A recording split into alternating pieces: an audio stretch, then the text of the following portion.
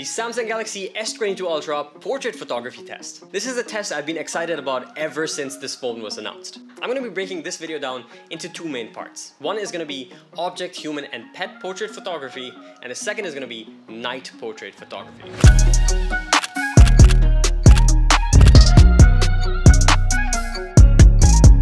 Let's start with the object, human, and pet photography. One aspect that seems to have significantly improved compared to the S21 Ultra is the camera. The Galaxy S22 Ultra has a ton of improvements both in hardware and software. One of the highlight features we're seeing improved in the software is the AI stereo depth map on the Samsung Galaxy S22 Ultra. Now, this is a software-based feature that relies on an AI algorithm to improve the image output when you take a picture. Essentially, it creates a depth map using AI which can accurately calculate the distance between different objects and elements in your screen to the camera lens. This essentially gives you the most realistic blur that you can possibly get. Now, no, you won't see a massive difference from the S21 Ultra, for example, especially in daytime portrait shots. What you will see a difference in is consistency.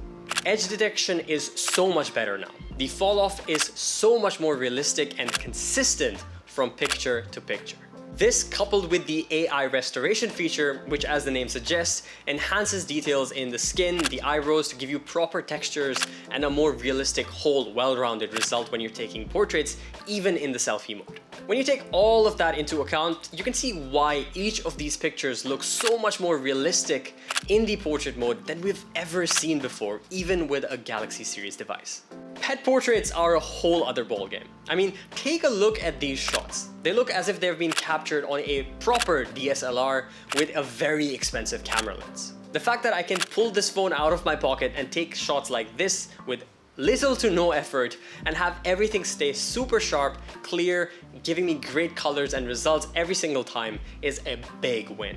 Not only that, you also get the ability to change the different lighting modes, the focus after the fact to tell a story just from one image based on whatever you feel like.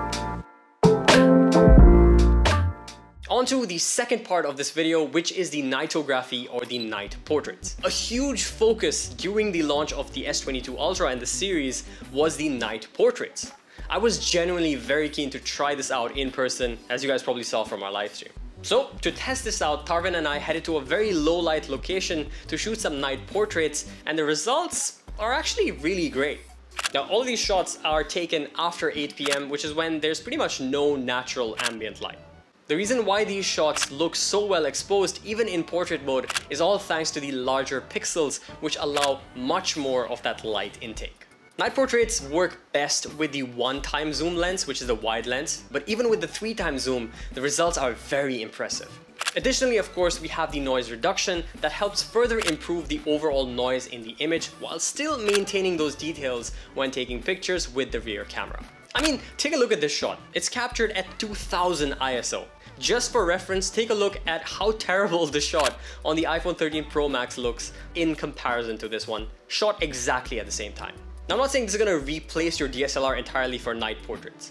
What I am saying is that if you can take pictures like this, portraits like this, with this level of edge separation and detail at night with very little light, it's definitely something worth being excited about. But yeah, that would be all for now. I really hope you guys enjoyed this video. If you have any other tests, let us know down in the comments below. Make sure to like the video if you did, subscribe to the channel for more content just like this, and I'll be seeing you again in the next video. Until then.